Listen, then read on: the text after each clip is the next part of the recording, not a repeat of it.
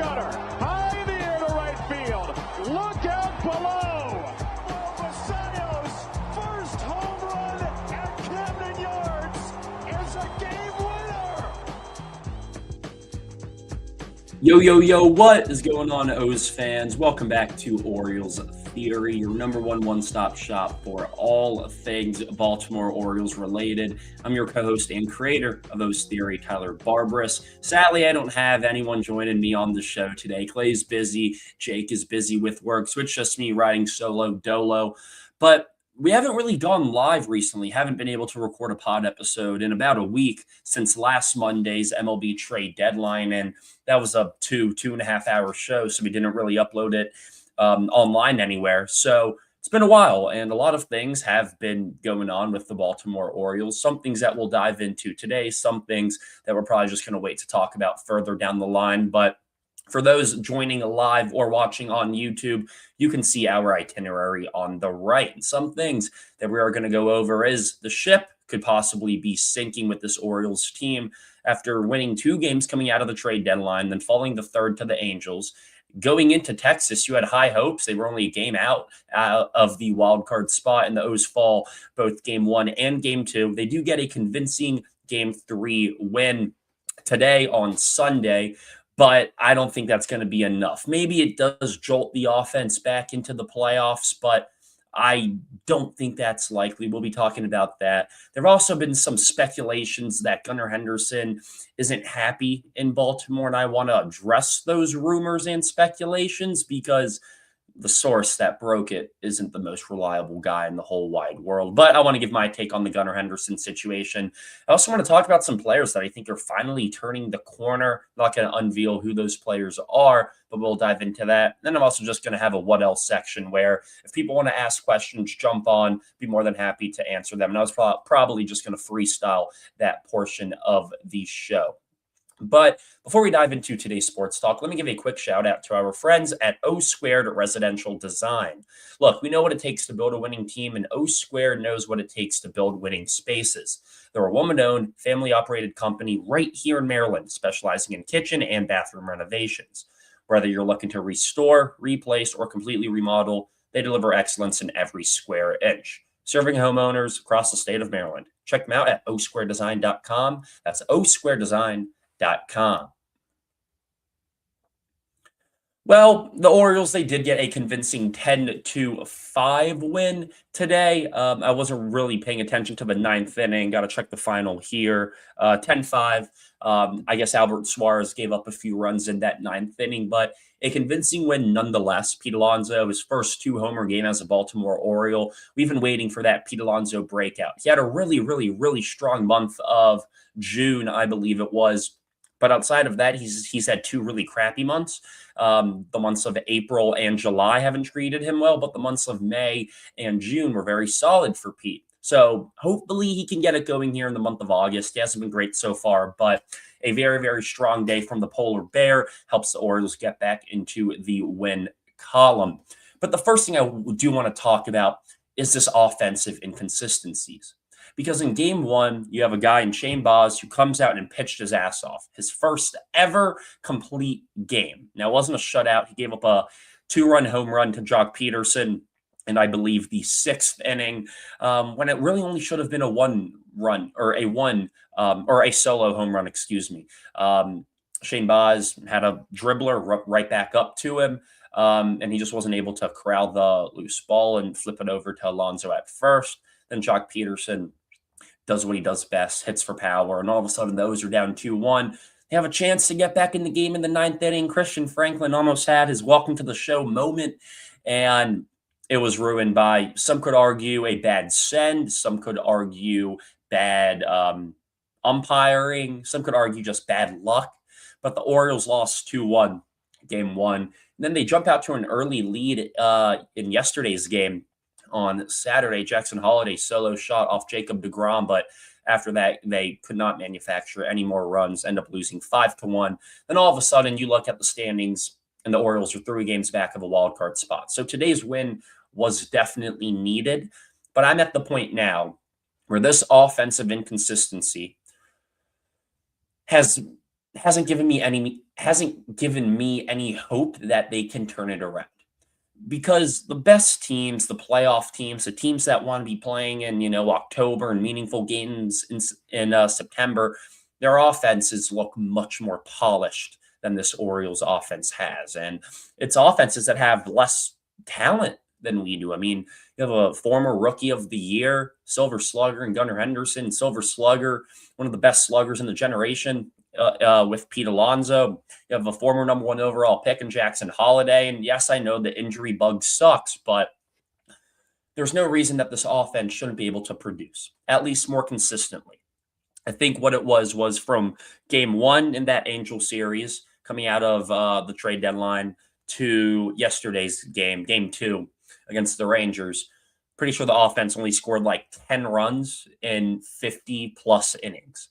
That's inexcusable. You can't have that, especially when your starting pitching rotation is going out there every single day and giving you length, giving you great starts. Shane Baz, 8 innings. I mean, this guy's been one of the better pitchers in all of baseball since May, and you can't give him any run support. And I look at teams like the Orioles, and then I look at teams like the Blue Jays, teams like the Twins, the Rangers, the Guardians. While their offenses haven't been as good for the whole year like the Orioles have, they at least are consistent. They'll give you at least 3 runs a game.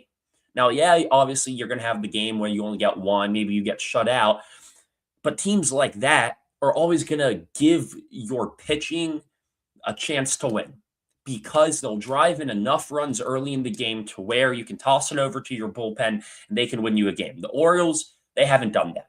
And when the offense has done that, you've seen relievers blow it, like Rico Garcia, Anthony Nunez.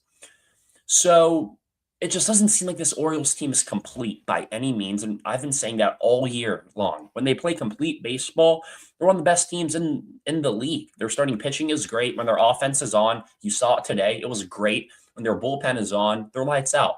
They'll give you 4+ innings of scoreless baseball. And you could say that about any team in the MLB when they're playing a complete game. Yeah, obviously they're going to be one of the better teams in all of baseball.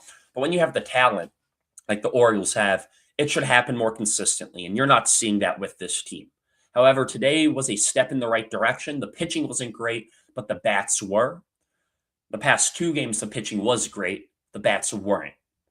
This team can just give me 3 of those complete games every week, and then you win one more game that maybe you shouldn't have won, or maybe your pitching is just so good and the offense scores you 2 runs and that's good enough to win 2-1, or the pitching was terrible but the offense scores 8 and you win 8-7. I'm okay with that because then you're playing above 500 baseball and you're giving yourself a chance. And it's frustrating to know that this team is so talented. They're trying to get healthy. Blaze Alexander, Samuel Basayo, like these guys are getting closer, and those are bats that would greatly impact the offense. But you just got to keep your head above water, and I think there were multiple winnable games over the past week that the Orioles could have won between the Angels and Rangers series, and they didn't. If you win one more of those games, it's a different story. But now I'm at a point here on August 9th, podcast going out morning of August 10th, and I'm not bought into what the Orioles have. I don't think anyone is.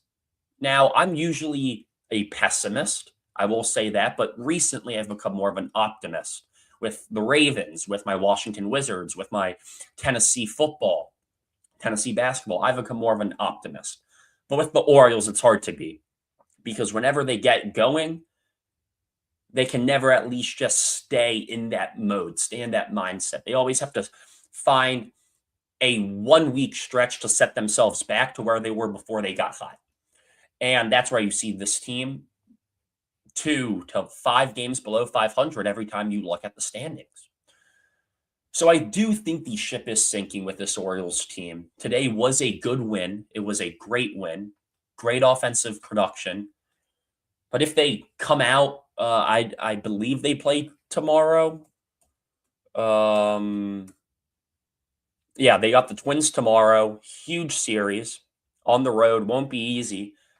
But if this offense comes out tomorrow and puts up 5 runs in the first 6 innings, and our pitching looks good, then I'll be a little bit more bought into this team. But I need to see it happen over a week span. And then if they lose it, okay, it's one bad loss, bounce back the next day and score some more runs again. I'm just looking for more consistency out of this Orioles team. And I think once they get that consistency, they can be good. They can be great. But that's been the battle all season long.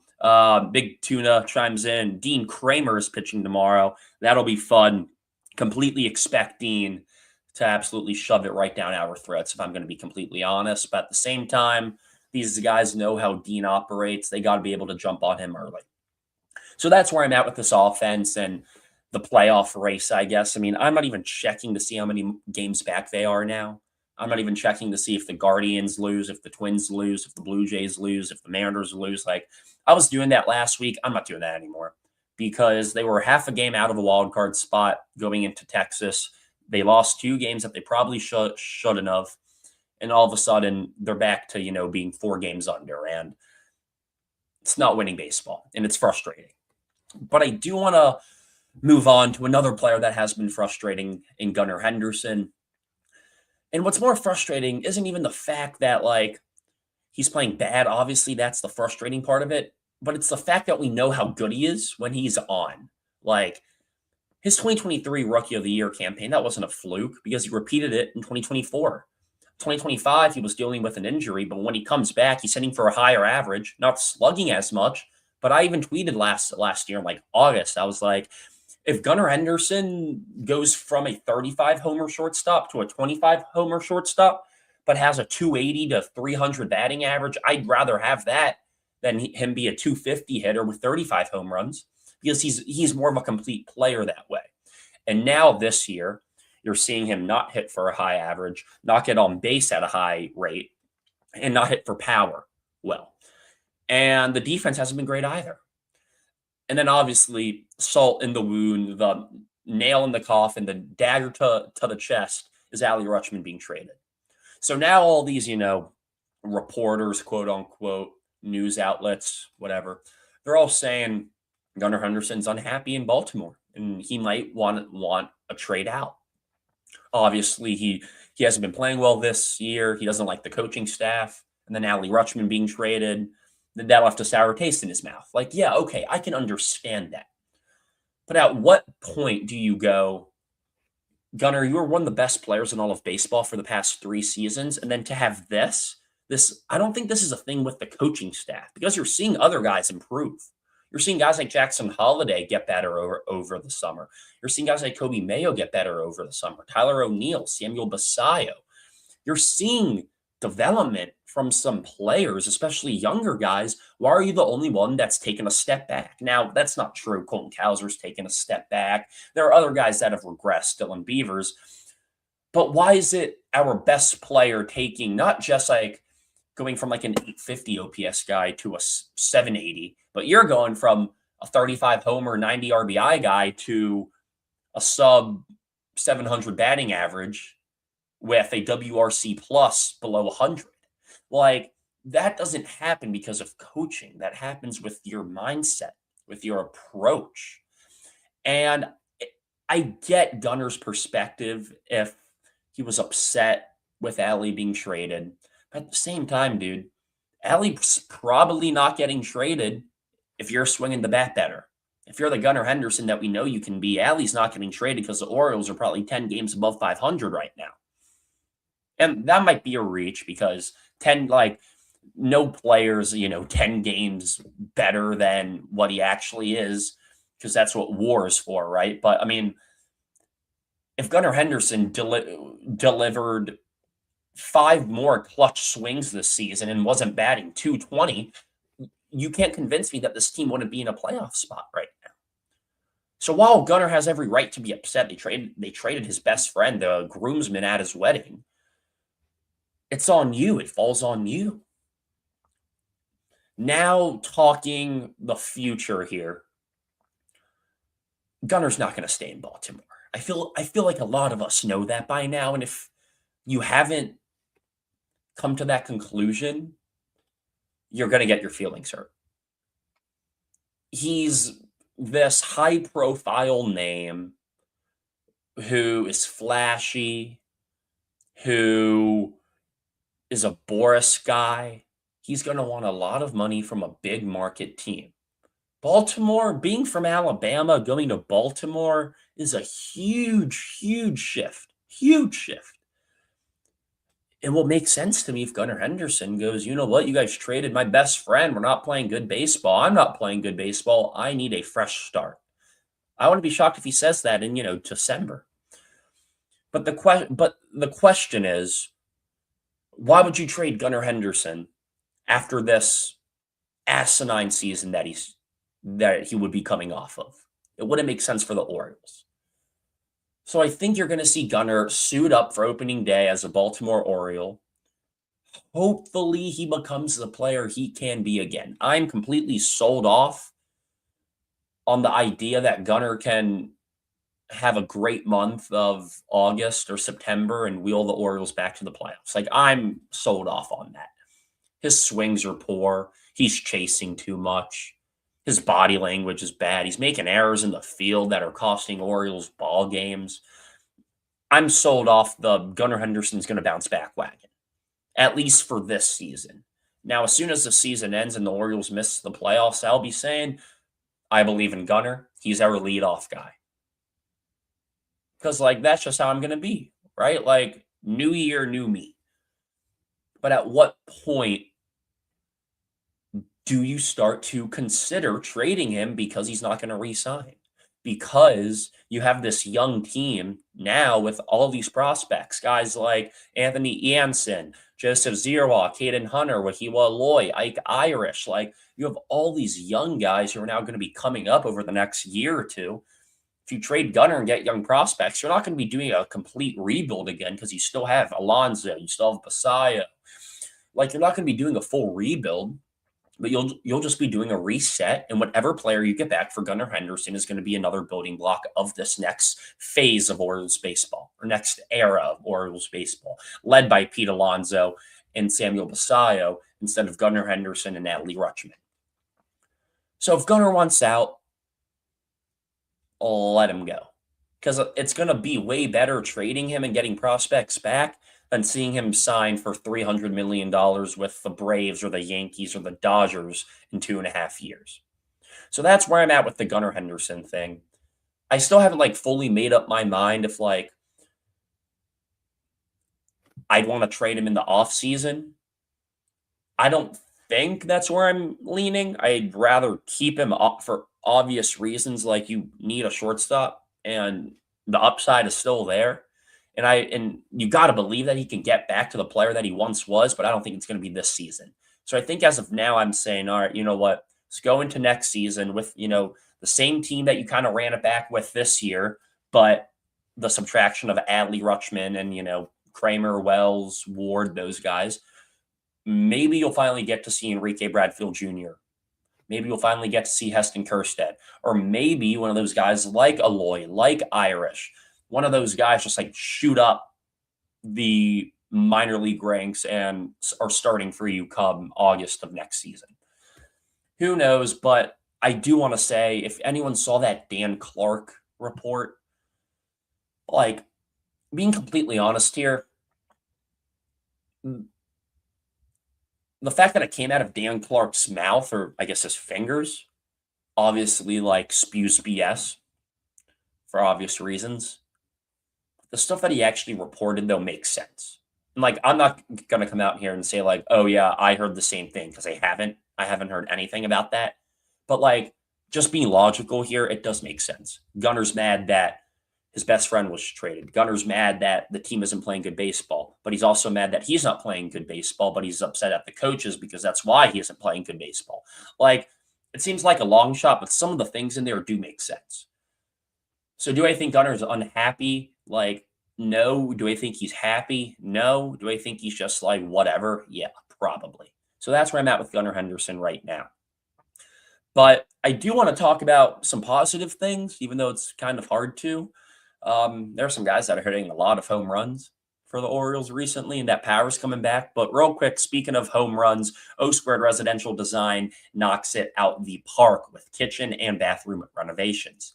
Whether you need to restore, replace, or completely remodel, they've got Maryland covered. Check them out at osquaredesign.com. Once again, that's osquaredesign.com. Few players who I've been really impressed with recently, and that's Kobe Mayo. I got to pull up his stats here because it just looks like Kobe's a different player. And like, I could talk about how, Kobe's passing the eye test finally. Like, his at bats are better. He looks more poised. But if you're actually looking at like the jump that he's had this summer, like, it is substantial. Like, this isn't just him being hot for a month and then he's going to regress the following month. Like, he looks like a hitter in that box. Like, pitchers are scared to throw breaking balls across the middle or over the plate to him. In his past 20 games, he has a 302 batting average, 327 on base, a 660 slug, which is Kobe Mayo to a T, and a 988 OPS. In those 20 games, he has 9 RBIs, 10 runs, 2 walks, 4 homers, and has recorded 35 total bases. He struck out 20 times out of those 53, which is Kobe Mayo for you. But he's hitting righties better. I mean, he went, I think, two for 4 today against righties. I want to say, I don't think he got a hit against Kumar Rocker, but against Jordan Montgomery, he looked great. And then he had a single in that 9th inning. Went 3 for 5 today. But like, even in Camden, he's looking better too. I mean, he had a triple, I want to say, in one of those games. He's walking more. He just looks like a much better player, and like, the power's there. And that was never in question with Kobe Mayo, whether or not he had power. It was whether or not he can barrel up baseballs more consistently, and he's doing that now. The defense, I still don't know where he sticks, whether that be third or first, but today he made a really, really nice pick at first. And at third, it looks like he's cleaned it up a little bit. I want to see him be an everyday guy. I mean, he's 24 years old. Sorry, I got to fact check that, guys. Yeah, he's 24 years old. He has a 990 OPS in his last 20. He's hitting righties better. This is what we've been waiting for out of Kobe Mayo. And the thing is, though, is like, he's had good months prior to this past 20-game stretch. Like, last September, he was unreal. And a lot of Orioles fans were like, oh, look, Kobe's doing good in spring training too. Like, it's time for him to, finally be our everyday third baseman. And then he starts off the season really poorly. He's making bad plays at third base, lost us a few games at third base. But now all of a sudden, he's completely turned it around. 867 OPS in the month of August.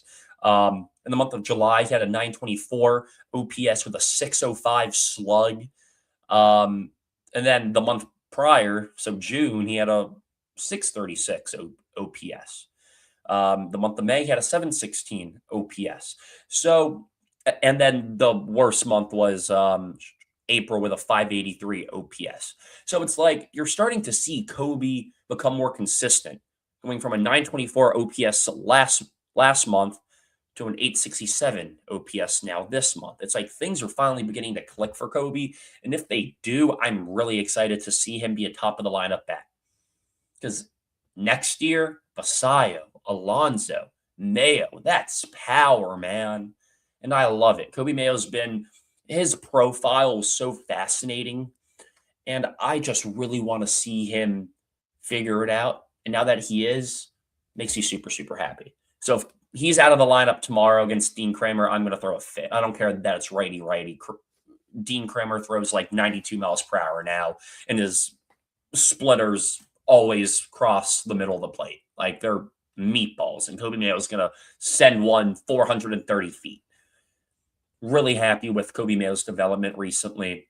And I just want to see him get more everyday at-bats, stick him at third a little bit more. The O's aren't going to make the playoffs. Obviously, Craig Alvarez isn't going to say that, and like, he still thinks they can. But like, if you're actually watching these games closely, you can tell this team doesn't have it. Let's see if Kobe Mayo does, though. Keep playing him every single day, I bet. Another player that I want to talk about, Jackson Holiday, because the month of July for him was fantastic.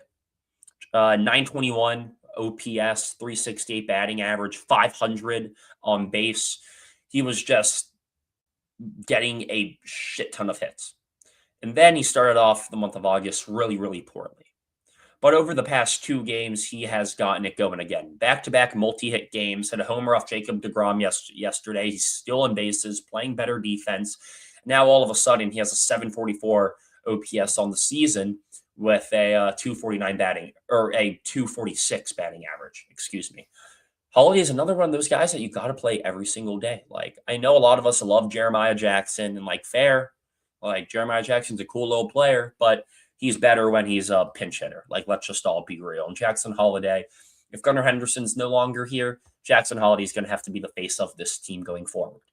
And to see him not only snap out of a slump, what was a 1, 2, 3, 4, 5, 6 game slump, he did it by hitting a moonshot off of Jacob deGrom, and then he hit a double later in the game. He was so feared in that game, too, against Texas, that he got intentionally walked. And then to see him double down on it again today, go 2 for 4, I think it was. It's really encouraging stuff to see, because a lot of players, like 2 for 5 it was, but a lot of young players, when they get in slumps like that, when they go hitless over a week, they're all in their head. But to take a 97-mile-per-hour fastball from Jacob deGrom 430 feet in the first inning and then continue to build on it, that shows maturity, that shows that he's developing, and that shows that he's staying confident. He's trusting his process, and that's important. So I want to see Jackson, just like Kobe, continue to get consistent everyday at-bats, because if Gunnar Henderson isn't developing anymore, if he's just bottoming out as this 0 for 4 guy with a walk every single game, like, you're going to need other guys to step up. Now that these guys are stepping up, you got to give them everyday reps. So Jackson Holiday, very impressed. Kobe Mayo, very impressed. Another guy I want to talk about too, and then we'll begin to wrap things up, is Tyler O'Neill.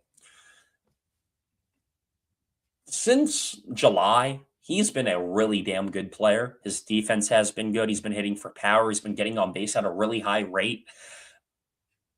I love it. I mean, he had 2 walks in the first game of the Texas series, 2 walks yesterday, and then today he went 1 for 5, but he demolished a home run.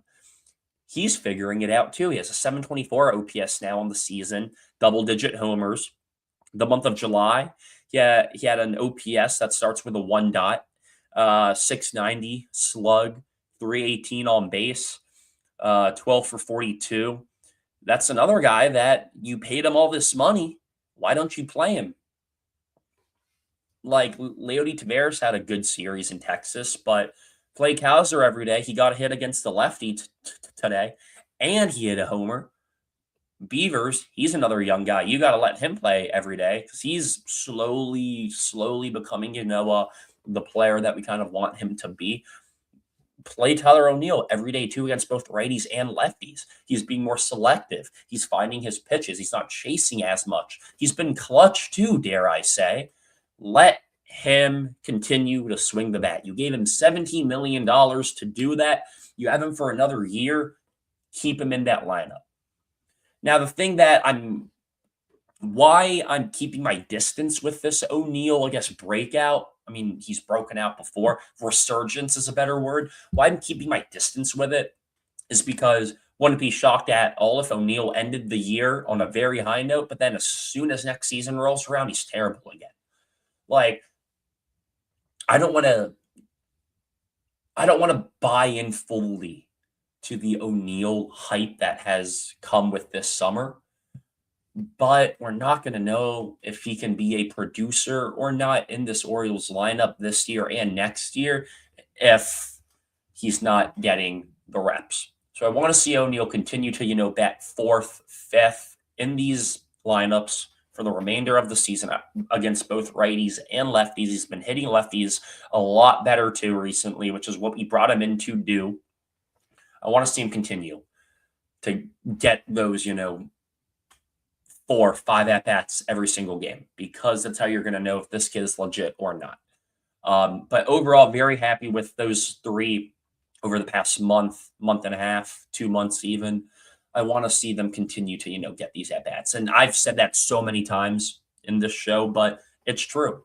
They're playing well. Craig Alvarez has got to reward them and reward the guys that aren't playing well. I mean, I love Colton Cowser's defense, and I'm hoping that today is the start of him getting hot again, because he was a black hole for the whole month of July. And I don't want to talk about that too much because I still believe in Cowser, especially against righties. But if you got 3 outfielders that are swinging the bat better than Taveras or Cowser, play those guys. Just play whoever the hot bat is. No one's feelings are going to get hurt. We're trying to make the playoffs here. At least that's what Craig Alvarez is trying to do. So overall, very pleased with those 3. Is he even worth 150 million, Z says, in reference to Gunnar Henderson, I'm assuming you're saying.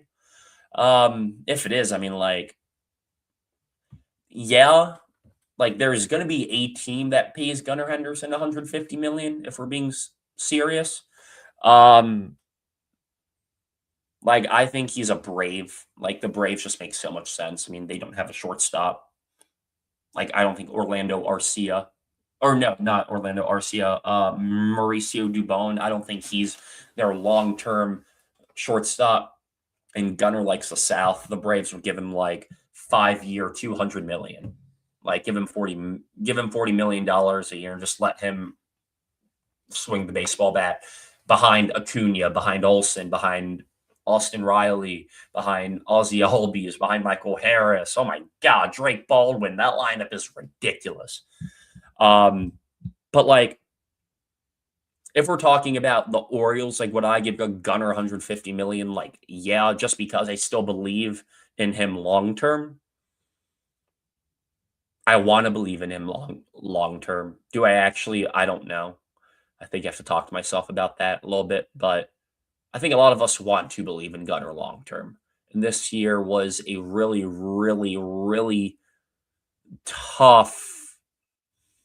It was bad timing almost. We're so excited to see Gunnar finally healthy. He's played in every single game this year. If it's upsetting that the 1 year that Gunnar can fully play and this team has expectations again, he just shits the bed. And I don't know. It's a conversation that Elias is going to have with Gunnar and Boris, but I would put it at a 10% chance that Gunnar is an Oriole for the start of the 2028 season.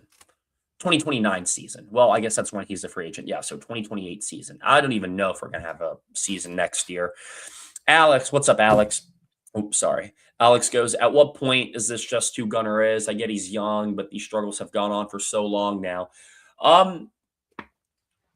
I mean, I think it could be attributed to a lot of things. The coaching staff, sure. That certainly isn't a bad comment to make by Dan Clark on whatever he heard, he's fed up with the coaching staff. Yeah, they brought in new hitting coaches and they haven't been helping Gunnar at all. But at what point does Gunnar just say, you know what, fuck these hitting coaches, I'm just going to go out there and just be mean, just hit? I think if he did that and didn't listen to any coaches, I think he could get it going again.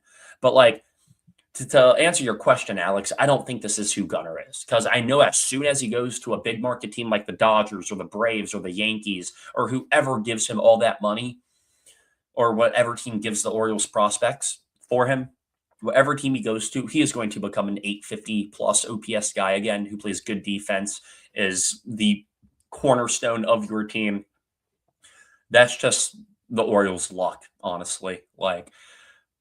It's probably what it's going to be. And I think Gunnar's still super talented, but he isn't showing it this year, and it sucks. But we've seen glimpses of it. We saw him earlier in the year take Logan Webb yard. We've seen him hit multiple lefty on lefty home runs earlier in the season up in Chicago, up in Pittsburgh. Like we've seen him go lefty lefty. We've seen him take 91-mile-per-hour sinkers in on the hands, pull it into the gap for a triple to, give the O's a lead. Like we've seen glimpses of it. He just can't consistently piece it together. And like I said previously, I don't think he's going to do that this year. I'm completely sold off the idea that Gunnar does find a way to put it all together. If he does, I think this Orioles team makes the playoffs, genuinely. With the way that this pitching rotation has been pitching, with the way that Alonso, Mayo, Holiday, other guys, O'Neill, they've been swinging the bat. I think if Gunnar has that month where he hits 6 homers, drives in 15 RBIs, steals 4 bases, like the team will be like, all right, you know what? Yeah, let's go. Like, let's win some ball games. And honestly, this is going to sound super, super, super dumb. I think as soon as the Orioles offense gives Shane Baz run support in one of his starts and we win that game, that's going to turn the season around. Like, genuinely. He's what, like 4-16 this year, Baz? Or like something like that? He's 4-11, which is ridiculous. Because he's been so damn good this year, too. Or recently. Oh my God, Shane Baz has been so good. I'm gonna do a episode strictly on Shane Baz soon. Damn, yeah, he's been legit, man.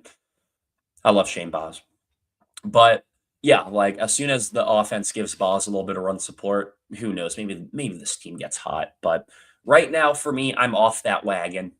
I don't think they're going to make the playoffs. I don't even want to look at the standings. I'm going to tell myself not looking at the standings until the Orioles go on like a winning streak that isn't like 2 games. Like sweep 2 series in a row, going like an 8-game win streak again, get to above 500, and then you can have me hooked. But yeah, that's about all that I have for you guys today. Appreciate you guys tuning in. This was a little bit of a shorter one just because I didn't have Jake or Clay with me. So I wasn't able to like bounce off them as much. But yeah, we got a series against the Twins up in Minnesota. I think the Twins are like a game and a half or 2 games above us in the wild card spot. Series win puts you right back in the mix of things. Yay. Will it happen? I don't know. I'd assume Rogers is pitching. I mean, it's already been announced. Yeah, so you got Rogers versus Kramer tomorrow. That'll be fun. And then you got BY against Bailey Ober, who Bailey Ober, for some reason, always kills us. And then Wednesday, you got Shane Baz again against Zebby Matthews. So a lot of favorable pitching matchups here for the Orioles. 3 not great pitchers. For the Twins, Matthews is a prospect, so he'll probably completely mow the Orioles down. But we'll see what happens. Hopefully, Pete Alonso, Kobe Mayo, Jackson Holiday, Tyler O'Neill. Hopefully, those guys can stay hot. Keep your head above water, win a series, get Blaze Alexander back, get Samuel Basallo back. And then September, if you're only a few games out of a wild card spot, get hot. Who knows? But that's about all for me for today's episode. Make sure to check us out on all socials at Orioles Theory on Instagram, Twitter, YouTube, and TikTok.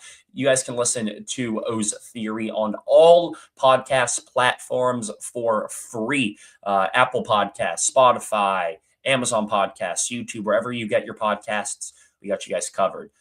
That's going to be it. And see you guys in the next one. Peace out. Go O's.